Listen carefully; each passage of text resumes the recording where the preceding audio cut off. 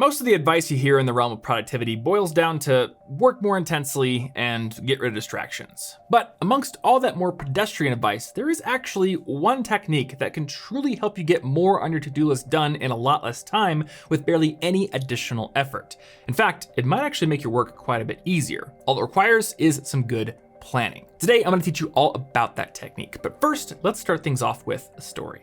More than 100 years ago, Henry Ford adopted a technique that would change manufacturing forever, the assembly line. Taking a cue from meatpacking plants from places like Chicago and Cincinnati, Ford placed workers in stationary positions and then brought pieces of the car to them along a moving line. And the results were incredible. When Ford applied this technique to the building of the chassis for the Model T, workers went from taking more than 12 hours to assemble a single chassis down to just 93 minutes, allowing cars to not only be produced much more quickly, but at a much lower cost as well. And while Ford certainly didn't invent the assembly line, he did popularize it. And what he also did was give us a tangible, nuts and bolts example of a technique that we can actually apply to virtually any kind of work. What Ford's assembly line really leveraged was task batching. Task batching means organizing your tasks into groups or batches so that you can work more efficiently and get more done in less time. Batching similar tasks together saves you time first by bundling the startup and the cleanup costs associated with each task. See, almost anything you do requires some kind of setup time, a startup cost. You have to get out the correct tools, you have to set up your workspace, sometimes you even have to get yourself to the correct location in the first place. For example, when I'm filming a video, I often have a list of shots that I have to get that goes over the A-roll, this talking head portion, so it's more interesting to watch the video.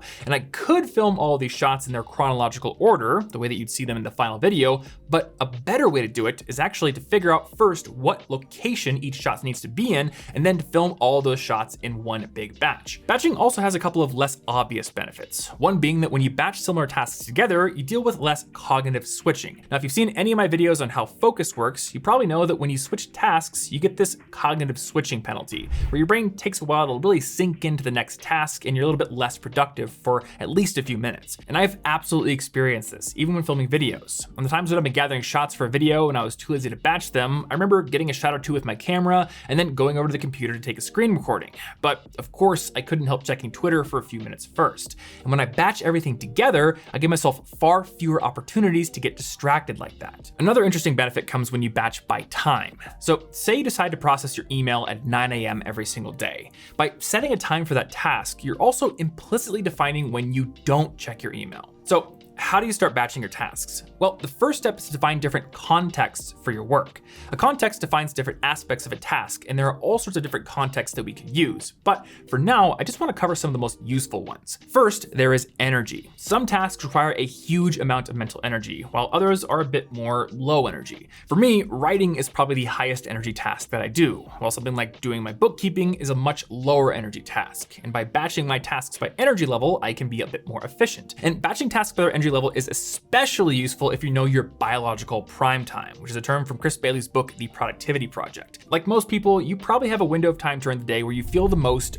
on, the most focused. So if you can figure out what that window is, you can do your high energy tasks then and save the low energy tasks for later. Another great context is location, where you have to do the task. Like I need to be right here on set to film these videos, while I can be almost anywhere where I can get an internet connection to research or write the scripts for them. Tools required is a similar one. For some tasks, I need a camera and a lights, like here on the set. For others, I need my computer, and for some, I might even need a power drill. And finally, I'm gonna mention social interaction. When I'm writing, I'm almost always in total isolation. But for other things like answering my emails or checking in with my team, I have to be in a more social frame of mind. So it's good to batch things that way as well.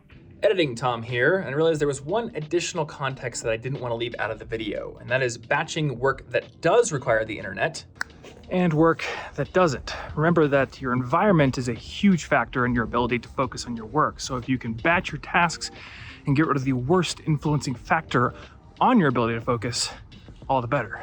And you can actually use these contexts by applying them as a label on each of your tasks. Todoist even lets you do this by default. You can create labels, you can apply them to each task, and then you can view each label to see your task batches really easily. Next, you want to decide when you're going to take care of the tasks in each context. And there are a couple of good ways to do this. First, you can set up a specific time, like processing all of your email at 9 a.m. each day, or even simpler, you can just decide the order in which you're going to tackle each context. And to give you an example of that, let's actually go back to how I batch the different shots for my my videos. And I actually want to show you the system that I've set up to do this inside of Notion. So here is a video project for the Team C's video we did last year here in our Notion setup. And we've got a whole lot of stuff here in the project area. We've got project tasks, we've got an area for our script and research. But what I want to show you is this little area called B-roll. This is where we create ideas for all the different B-roll shots, animations, little on-screen text pop-ups, anything that isn't just me talking straight to the camera.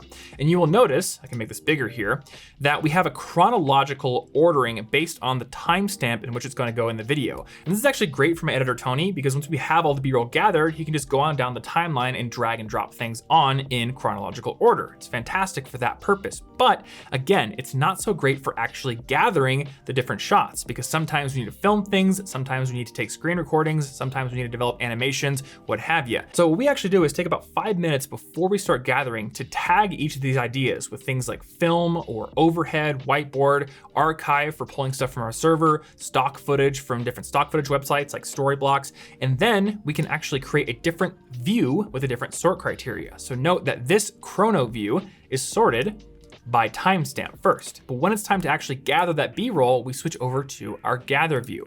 And this view, as you can see, is sorted by the tags. So we have a sort criteria where tags are first and then location is second. And by doing it this way, I can see everything I need to film in one big batch. And I can even break it down further. So for this video, we had several different locations, one being the office. So here are all the different things we had to film in the office. And then I can move over to the edit bay, into the studio, and then move on to other action types, overhead shots, whiteboard shots, things we're gonna pull as archival footage from the server. And by batching, we were able to gather those stuff much more quickly. Now, you probably noticed that, like the video project we just looked at in Notion, this video also contained a lot of that B-roll I was talking about. And some of it was B-roll that we did shoot ourselves, but we were also able to get a lot of it from StoryBlocks, which is a service that I have been using for years and who have been kind enough to sponsor this video. If you're a creator, you definitely want to check out StoryBlocks. They let you download unlimited creative assets, stock footage, sound effects, music, After Effects templates from a library of more than 1 million assets to choose from. So if there's a shot that you just can't get for a video project,